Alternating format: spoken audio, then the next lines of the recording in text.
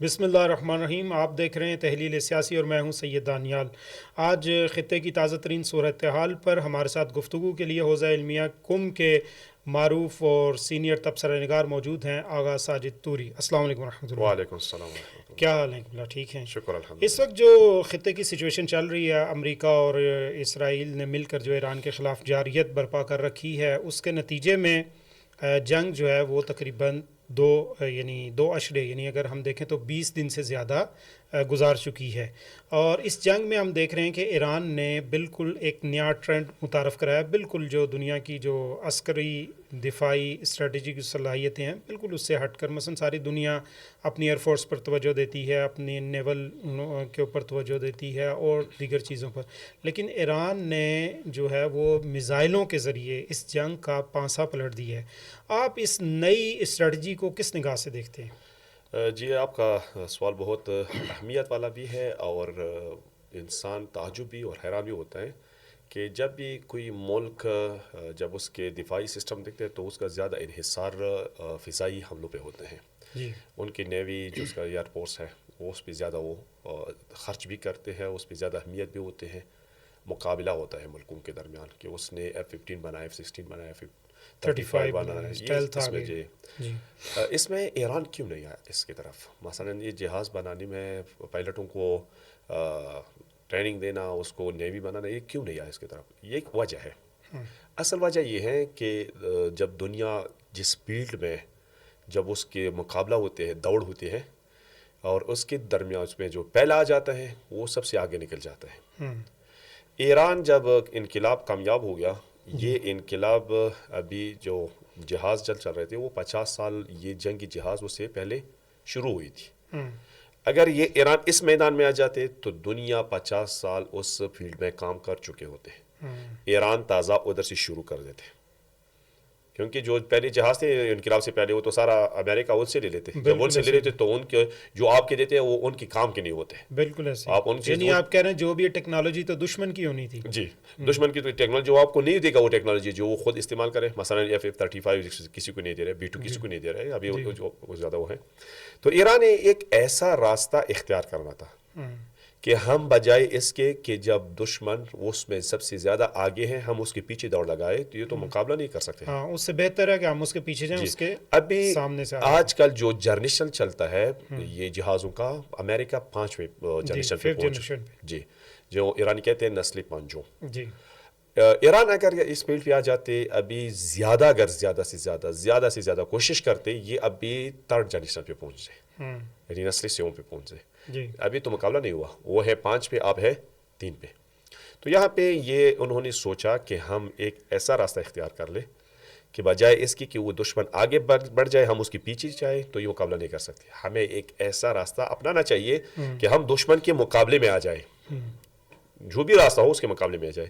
تو یہ سوچ و بچار کے بعد اس نتیجے پہ پہنچ گئے کہ ہم کیوں میزائلوں پہ کام نہ کریں، جہاز کے بجائے ہم میزائل پہ کام کر لیں. یعنی کسی ایسی ٹیکنالوجی کے اوپر کام کریں کہ جو دشمن کا مقابلہ کرے، نہ کہ دشمن کے پیچھے چلتی ہے. دوسری بات، مقابلے کے ساتھ مقابلہ بھی کر لے اور سستا بھی پڑے.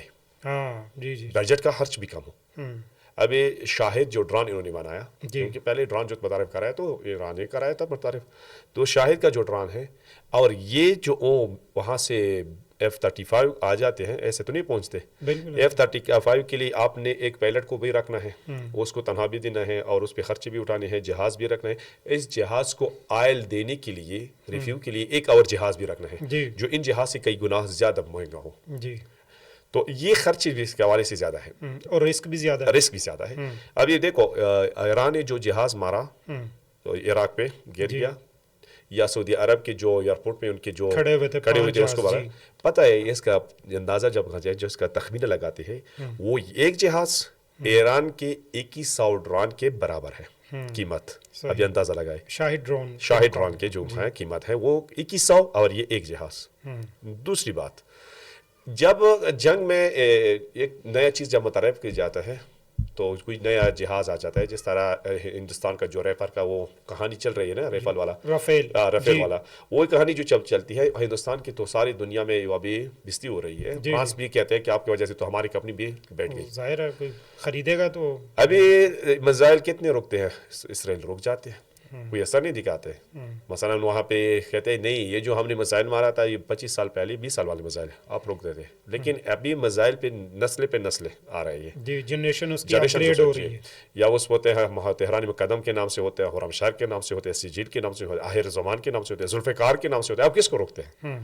اگر رک گیا پھر بھی اسی طرح خرچہ اس پہ نہیں ہوا جس طرح جہاز پہ ہوا ہے, اسی طرح نقصان بھی نہیں ہوا. مقابلے میں جو ڈیفینس سسٹم ہے وہ زیادہ کاسٹلی پڑ رہی ہے, اس کی کاسٹ زیادہ پڑ رہی ابھی ہے. پڑ رہا جی. یہ ایک ہے کہ ان کے اثرات نہیں ہوتے. آپ نے 5 میزائلوں کو روک لیا ہم 10 اور مار دیں گے, لیکن جہاز اگر ایک گر گیا دوبارہ اس جہاز ادھر سے نہیں آ جائے گی. ایک اور بات, یہ جو میزائل یہاں سے جاتے ہیں اسرائیل کی طرف, میزائل جو وہاں پہ ہٹ ہوتے ہیں, ہٹ نہ بھی ہو جائے, ہوا میں پڑ جائے, لیکن وہ جو ڈیفینس والا میزائل آتا ہے ان کی جو قیمت $20,000 ہوتے ہیں اس کے $2 لاکھ ہوتا ہے. وہ بھی اقتصادی نقصان زیادہ ہوتا ہے. تو اس وجہ سے جہاز پہ آنا, مثلا ابھی F-35 جو اس کا گرا دیا, ٹھیک ہے, کس چیز سے گرا دیا؟ کوئی پائلٹ تو آگے نہیں ہے, جہاز نہیں, اسی میزائل سے گرا. تو اس وجہ سے انہوں نے یہی سوچا تھا, یہی فیصلے کیا تھا کہ ہم بجائے اس کے کہ فضائی پہ کام کر لیں, ایئر فورس پہ کام کر لیں, ایئر فورس کے بجائے ہم ایک ایسا راستہ اختیار کر لیں کہ جس میں وہ پائلٹ کا نقصان بھی نہ ہو. اور سب سے زیادہ توہین اور بستی یہ ہوتا ہے کہ وہ جہاز بھی گر جائے, آپ کا پائلٹ بھی گرفتار ہو جائے, اور اسی جو معلومات ہوتے ہیں وہ بھی ہو جاتے ہیں. مثلا کویت میں جو پائلٹ گر گیا تھا, ایک بندے نے ڈنڈا اٹھا لیا, اس کو کہتے وہ تسلیم ہو گیا. ابھی وہ لوگ اس کو مذاق اڑا رہے ہیں. تو اس وجہ سے ایران نے ایک بہترین راستہ چن لیا, خرچہ کم, رسک کم, اور دشمن کو زیادہ نقصان پہنچانا. ابھی جو میزائل گر رہے اسرائیل پہ, ایک جگہ پہ گر جاتے ہیں, وہاں سارا محلے کو اڑا لیتے ہیں. تو اس وجہ سے تو ایران نے ایئر فورس والا راستہ چھوڑ دیا, سستا راستہ, زیادہ رسکی بھی نہیں ہے, اور زیادہ سب سے زیادہ ابھی اور سب سے زیادہ کارگر بھی ثابت ہو رہی ہے. اتنی تباہی انہوں نے پھیلائی ہے, اور پھر ٹارگیٹڈ کارروائیوں کے لیے شاید ابھی آج سب سے زیادہ سپر پاور امریکہ ہے نا, ٹیکنالوجی میں سب سے آگے ہے نا, نہیں رک سکتا. جی ہاں, ابھی سارے ان کے آڑے تو تباہ کر دیے ڈیفینس سسٹم ان کا. ایک اور بات, روس کتنے, روس امریکہ ہے کہ روس ہے نا, روس بھی اسے ٹیکنالوجی میں آگے ہے, لیکن جب یوکرائن پہ حملہ کرا تھا وہ تو ایران سے ڈرون لے رہے تھے. جی, شارٹ ڈرون نے وہاں پہ. تو اس وجہ سے ایران اس راستے کو اختیار کیا کہ یہ میزائل والا جو ہے تو ہم دشمن کے پیچھے دوڑنے کے بجائے اس کے سامنے سے آ جائے, وہ میزائل کا راستہ. آپ کی بات بالکل صحیح ہے اس حوالے سے. جو ایران کے سابق شہید جنرل ہیں حاجی زادے, باقاعدہ یہ اسی یونٹ کے وہ سربراہ بھی رہ چکے ہیں میزائل کے, انہوں نے بھی اس بات کی طرف بڑی توجہ دلائی کہ ہم بہت بھی کوشش کرتے, بالکل ہاتھ پاؤں مارتے تو ہم بھی 3rd جنریشن تک بنا ہی لیتے, لیکن بالآخر دشمن کے پیچھے رہنے سے بہتر تھا ہم اس کے سامنے آتے, اس لیے ہم نے میزائل ٹیکنالوجی کو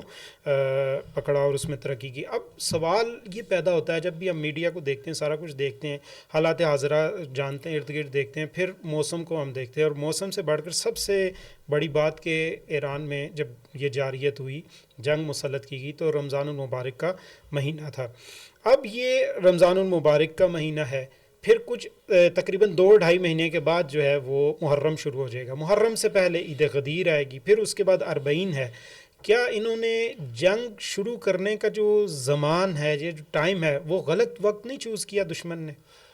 جی بالکل, کیونکہ ایران تو اس سارے جو ٹائم ہے, یہ جو ساری مناسبات ہیں, پھر مواقع ہیں, ان سب کو تو وہ اپنے لیے استعمال کرے گا. میرے خیال میں ان کو یہ اندازہ بھی نہیں تھا کہ ماہ مبارک کے رمضان میں ہم حملہ کر لیں, یا ان کو ٹائم بھی نہیں ملتا, کون سے ٹائم پہ کر لیتے.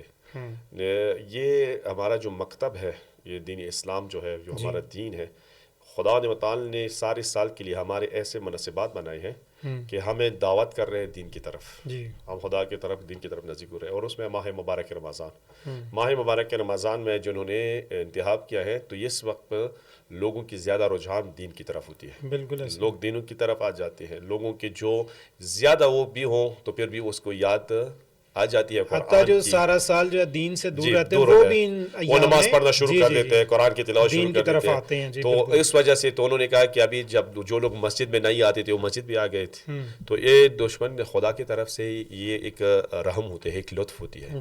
جس طرح کہتے ہیں نا کہ جب کہتے ہیں کہ یعنی دشمن سے یہ حماقت ہوئی ہے, حماقت ہوئی ہے کہ اگر انہوں نے کہا کہ رمضان میں جو ہے نا, یا رمضان پہ حملہ کرنا, یا تو ماہ مبارک کے رمضان میں جب حملہ کرے تو یہاں پہ ہمیں لوگوں ایسے تو روڈوں پہ مسجدوں پہ آ جاتے ہیں. اگر محرم پہ ہوتے ہیں تو ویسے بھی وہ انقلاب کا تو لوگوں کی جذبہ اور بھی زیادہ ہے.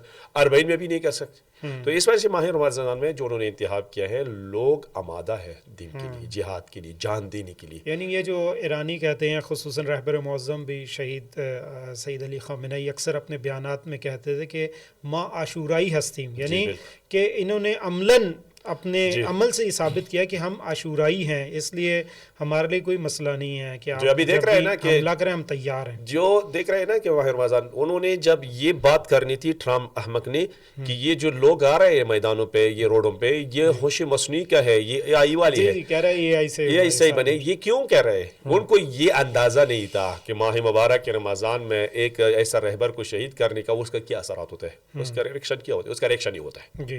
تو اس وجہ سے جو ماہ مبارک رمضان یعنی خدا تعالی نے یہ ایک لطف کیا اور ان کی حماقت کی وجہ سے لوگ ابھی اکٹھے ہو گئے. اچھا, جب بھی ہم مغربی حتیٰ کہ اب تو صہیونی میڈیا بھی ایران کی بالادستی کی بات کر رہا ہے, برتری کی بات کر رہا ہے, اور اپنے ڈیفنس سسٹم کی تباہی کا رونا رو رہا ہے, اور جو ایران کے جو تقریباً اس ہفتے سے جو اس کے میزائل حملے ہیں وہ دقیق بالکل جو جگہ انہوں نے چوز کی ہے ڈائریکٹ اپنے ٹارگٹ کو لگ رہے ہیں اور اچیو کر رہے ہیں. اب اس برتری کے بعد آپ سمجھتے ہیں کہ کیا جنگ کی بازی پلٹ سکتی ہے یا ہر صورت میں فتح ایران کی ہے؟ بالکل ہر صورت میں فتح ایران کی ہوگی, جشن منائے گی, لیکن یہ خطرہ ہے. جی, وہ خطرہ یہ ہے کہ جب تک ان کے لوگوں میں, تمام امت اسلام میں تمام مسلمان اور اس ملک کے اندر جو مسلمان رہتے ہیں, جو عوام رہتے ہیں, اگر ان کے درمیان تفرقہ نہ ہو, اتحاد کی فضا ہو, ساری دنیا سارے مسلمان متحد ہوں, کوئی تفرقہ نہ کر لے, تو یہ بالکل جیت اسلام کی ہوگی. یہ بھی نہ ہم کو یہ بھی غلط ہے اگر کوئی کہے کہ یہ ایران اور اسرائیل, میں اول سے کہہ رہا ہوں جہاں بھی میں بات کرتا ہوں کہ یہ غلط ہے کہ کوئی ایران اور اسرائیل امریکہ کے جنگ کا نام دے. اسلام اور کفر کی جنگ ہے, حق اور باطل کی جنگ, بالکل صحیح کہہ رہے ہیں. رحمان اور شیطان کی جنگ ہے. ایک طرف خدا توحید پرستی ہے اور دوسری طرف شیطان پرستی ہے. اس کی بہت زیادہ دلائل ہے, اس کی طرف میں آ جاتا ہوں. لیکن یہ جنگ تب فیروز ہوگی, تب فتح ہوگی کہ جب تک ہم متحد ہوں, ہم متفق ہوں. باقی جو جنگ کے جتنے بھی وہ اثرات ہیں, نشانات ہیں, وہ سارے موجود ہیں. مثلا امریکہ کا ایک تجزیہ نگار نے بھی یہ کہا تھا کہ جس کے ہاتھوں میں تنگ ہرموز ہوں وہ جنگ جیت جاتا ہے. مثلا جو ابھی 4,500 اقتصادی طور پہ تو انہوں نے پکڑ لیا نا امریکہ اور غرب کو, سارا یورپ صرف, اور دوسرے 4,500 میزائل جو اس نے ٹارگٹ کیا, اور دوسرا جو F-15 کو گرا دیا. ابھی سارے جو ہیں اس طرف ہے, اس پڑھنے میں, لیکن ایک چیز کی کمی نہ آ جائے. یہ جو اتفاق کی فضا ہے, اتحاد کی فضا ہے مسلمانوں میں, سارے ملکوں میں یہ باقی رہے. وہ جو مولوی ہیں کسی کے ڈالروں پہ نہ بیچے, یا کوئی احمق نہ کر لے, ایسے فتوا اپنی جیب سے نہ نکالے, تو یہ یقیناً جنگ ایران کی جیت نہیں بلکہ اسلام کی جیت ہے. یعنی آپ کہہ رہے ہیں کہ اتحاد ہی وہ رمز فتح ہے, یا اتحاد ہی وہ چابی ہے جو فتح. میں یہ کہتا ہوں چابی نہیں, میں کہتا ہوں یہ جو میزائل مار رہے ہیں نا, اس میزائل سے زیادہ جو طاقت ہے وہ اتحاد میں ہے, اور بالکل یہ ایرانی قوم کا اتحاد ہی ہے کہ جس نے یہ جنگ داخلی کو روک رکھا ہے. اچھا, میں اپنے ناظرین کے لیے آپ سے ایک بات پوچھنا چاہتا ہوں کہ ایک تو ایران سے باہر بیٹھ کے لوگ دیکھ رہے ہیں اور ان کے ذہنوں میں مختلف خیالات ہیں, وسوسے ہیں اور باتیں ہیں. ایک یہاں پہ ایران کی جو داخلی صورتحال ہے وہ ذرا ہمارے ناظرین کے لیے ایران کی جو داخلی صورتحال ہے وہ بیان فرمائیں. اس میں یہ کہتا ہوں کہ جو باہر لوگ بیٹھے ہوئے ہیں وہ وہ مقاصر نہیں دیا رہتا ہوں, کیونکہ جب جس ملک میں جنگ آ جاتی ہے نا, تو ان کو پتہ ہے کہ وہ یہ تباہی لے آتی ہے. وہاں پہ اشیاء خوردنی کی قلت ہو جاتی ہے, بجلی نہیں ہوتی, پانی نہیں ہوتی, خوراک نہیں ملتا, یہ وغیرہ. یہ اس وجہ سے اس نظر سے دیکھتے ہیں کہ جب کسی ملک میں کسی علاقے میں جنگ ہو یہ ہوتے ہیں. لیکن یہ ایران کی جنگ کے حوالے سے برعکس ہے, یعنی وہ جب جنگ ہوتا ہے اس کے خلاف ہے. مثلا ابھی ہم یہاں پہ موجود ہیں, ہم خود اپنی آنکھوں سے دیکھ رہے ہیں. مثلا میں نے ایک ابھی یہ قوم جو ہے یہ بیدار ہے, یہ کام سارے دنیا کے مسلمانوں کے لیے ایک آئیڈیل ہے. میں نے سبزی بیچنے والے ایک پک اپ کو دیکھا, اس پہ آلو, پیاز, ٹماٹر بیچ رہا تھا, اور اس پہ ایک بورڈ لگا ہوا تھا. اس پہ لکھا ہوا تھا کہ اگر کوئی شخص لینے کے پیسے نہیں ہے وہ مفت لے جائے. یعنی جس میں قوت خرید نہیں ہے وہ آئے اور ہم سے ویسے سامان لے جائے. دوسری جو اعلان کیا تھا حکومت نے کہ جو بھی CNG پمپس ہیں وہاں سے آپ CNG مفت ڈلوائے. اور تیسرا اعلان یہ ہوا کہ جو داخلی شہر کے اندر جو بس سسٹم ہے, ٹرانسپورٹ سسٹم ہے, وہ ٹرانسپورٹ فری کر دیا. حتیٰ تہران میں تو انہوں نے میٹرو فری کو کی ہے، لوگ آسانی سے سفر تو کر رہے ہیں. وہ چیزیں جو جنگ کی وجہ سے آتی ہیں، ٹھیک ہے وہ دوسرے ملک میں تھے، لیکن اس کام نے اور اس حکومت نے جو کام کی ہے نا، یہ پہلے سے تیار ہے. کیوں؟ 8 سالہ جنگ میں ان کو تجربہ ہو چکا ہے. جی یہ مسلسل جنگ کی حالت سے گزر چکے ہیں. جی جی اور ان کو پتہ ہے، کیونکہ ابھی اعلان ہوا تھا، عراقی نے کہا تھا کہ اگر آپ نے ہمارے بجلی کے اس پہ حملہ کیا، زیادہ سے زیادہ ایران کی بجلی اگر کٹ جائے گی آدھا گھنٹہ لگ جائے گی. یعنی انہوں نے سسٹم اس بنایا ہے کہ ہر شہر کے لیے الگ الگ سسٹم ہے، مختلف جگہ پہ یونٹس ہیں، بجلی گھر ہیں. تو آج یعنی ابھی دیکھو بجلی ہے، یہاں پہ پانی ہے، گیس ہے، ٹرانسپورٹ ہے، آئل ہے، یعنی کسی چیز کی کمی نہیں. اور یہ پروپیگنڈا جو کر رہے ہیں، یہ دشمن کر رہے ہیں ایران کا، تاکہ ایرانی عوام جو وہ بددل ہو اور حکومت کا ساتھ چھوڑے اور یہاں پہ نظام کو گرایا جا سکے. اصل چیز جو ہے جنگ میں جیت کے لیے وہ جھوٹ بولنا اور پروپیگنڈا کرنا دشمن کی جانب سے. جی دشمن کی جانب سے. اور اس میں زیادہ مؤثر جو ہوتا ہے وہ میڈیا ہوتا ہے. ہمارے لوگوں کو ہر میڈیا پہ اعتماد نہیں کرنا چاہیے. وہ میڈیا جو اسرائیل اور ڈالروں پہ پال رہے ہیں، وہ چل رہے ہیں، اس پہ اعتماد نہ کر لیں. ان کے مطابق تو ایران تباہ ہو چکا ہے، نیول تباہ ہو میں چکی ہے. ایک مثال دیتا ہوں. جب افغانستان پہ حملہ ہوا تھا تو ایک جو وہاں پہ کمانڈر تھا ان کو پکڑ گیا، کہتے کہ آپ نے کس طرح شکست کھائی. کہتے ہم نے بی بی سی کی وجہ سے شکست کھائی. کہتے کیوں؟ کہ بی بی سی کی وجہ سے کیوں؟ کہتے بی بی سی ہمیں جھوٹ بول رہے تھے، ہم بی بی سی سن رہے تھے. ہم کہتے کابل پہ قبضہ ہوا تھا لیکن کابل پہ کچھ نہیں ہوا تھا. صحیح. تو اس بی بی سی نے ہم اعتماد کہتے او کابل بھی ہو گیا. کہتے پھر ایک گھنٹہ کہتے ہیں پلانچہ بھی قبضہ ہو گیا. پلانچہ جس طرح وہ ٹرمپ نے استفتاشات میں کہا تھا کہ مشہد نے سکوت کی. یہ سارے جھوٹوں کی وجہ سے اس پہ اعتماد نہیں کرنا چاہیے. اور ایران کا جو اپنا میڈیا ہے وہ جو دکھاتا ہے اس پہ عمل کرنا چاہیے. اور وہ میڈیا جو جہاں یہاں سے بیٹھ کے آپ کو بتائیں گے اس پہ اعتماد کرنا چاہیے. ہمیں کچھ سالوں پہلے جو ہمارے پاکستان کے، انڈیا کے یا جو سب کانٹیننٹ ہے اس کے علاوہ خود گلف کے جو بعض صحافی حضرات تھے، ہمیں ان سے گلہ ہوتا تھا کہ ان کو اگر ایران کے بارے میں جاننا ہے تو پھر ایران سے رجوع کریں. لیکن یہ کیا کرتا تھا، بی بی سی یا سی این این کو دیکھ کے ایران کا موقف بیان کرتے. لیکن ہم دیکھتے ہیں کہ اس جنگ سے پہلے جو کچھ مہینے پہلے ان پہ جون میں مسلط کی گئی تھی 12 روزہ جنگ، اس کے بعد سے اس ایریے کے جو صحافی حضرات ہیں ان میں ایک بنیادی تبدیلی یہ آئی ہے کہ اب یہ لوگ جو ایران کا موقف ہے وہ ایران ہی سے لیتے ہیں. ہر چند کے 2-4 ابھی بھی ہیں جو ایران کا موقف پھر بھی وہ واشنگٹن یا اس سائڈ سے لینے کی کوشش کرتے ہیں. آخری سوال میں یہ بھی کہتا ہوں، ایڈ کر دیتا ہوں کہ دیکھو ابھی سی این این والے آئے، بی بی سی والے آئے، سی این این والے، ان کو اجازت مل گیا، وہ عراق سے انٹر ہوئے. راستے میں پمپ کبھی ویڈیو بناتے تھے، سب کہتے ہیں یہاں پہ سب کچھ مل رہا ہے. بالکل. میں کہتا ہوں کہ دوسری چینلز ہو لیکن وہ چینلز والے آپ کو حقیقت دکھائے، یہاں پہ اس پہ اعتماد کرنا چاہیے. آخری سوال میں آپ کی خدمت میں یہ رکھتا ہوں کہ ہونا تو یہ چاہیے کہ تمام اسلامی ممالک ایران کے ساتھ کھڑے ہوتے، امریکہ اور اسرائیل کے خلاف کھڑے ہوتے. لیکن کیا وجہ ہے کہ ہمارے عرب ممالک اپنی زمینیں، اپنا مال، اسباب، ثروت، سب کچھ جو ہے وہ امریکہ اور اسرائیل پہ لٹانے کو تیار ہے؟ اس میں یہ کہہ سکتا ہوں کہ انسان اگر دین نہ ہو رکھتا ہو، دیندار بھی نہ ہو، قیامت کو بھی مد نظر نہ رکھے، کم از کم اپنی دنیا کو تو مد نظر رکھے. وہ لوگ جو اسلامی ممالک سے نہیں ہے، مثلا جاپان ہے، چین ہے، روس ہے، دوسرے ممالک ہے، انہوں نے قیامت کی خاطر ایران کا ساتھ نہیں دے رہے ہیں. اور ان کو یہ سمجھ آ چکا ہے اور یہ کہتے ہیں ڈن ہے کہ ابھی جس طرح رہبر اعظم نے پہلے کہا تھا کہ ابھی کوئی ابر قدرت نہیں رہے گا، ایک سپر پاور نہیں ہے، ابھی کبھی قدرت ہوں گے. مثلا چین، روس، ایران، امریکہ، یہ تقسیم ہو گیا ابھی. تو اس وقت عرب ممالک 36 سال سے جو یہ زمین دے رہے تھے، اس غفلت میں، اس خوش فہمی میں کہ یہ ہمارا دفاع کرے گا، یہ ہماری محافظت کے لیے ہم نے رکھے. الٹا بھی ہوا. جس طرح خود عرب کے ایک ٹویٹ آیا تھا، انہوں نے کہا کہ ہم 36 سال سے یہ سوچ رہے تھے کہ یہ ہمیں حفاظت دے رہے ہیں، لیکن آج ہمیں سمجھ آ گیا کہ نہیں، ہم ان کی حفاظت کرتے ہیں، پیسے بھی ان کو، ہم ان کے پیسے بھی گئے، ان کا عزت بھی گیا، ان کا غیرت بھی گیا اور ان کا دین بھی گیا. آج کل تو جنگ جو ہے ایران اور اس کا نہیں ہے نا، اسلام کا جنگ ہے.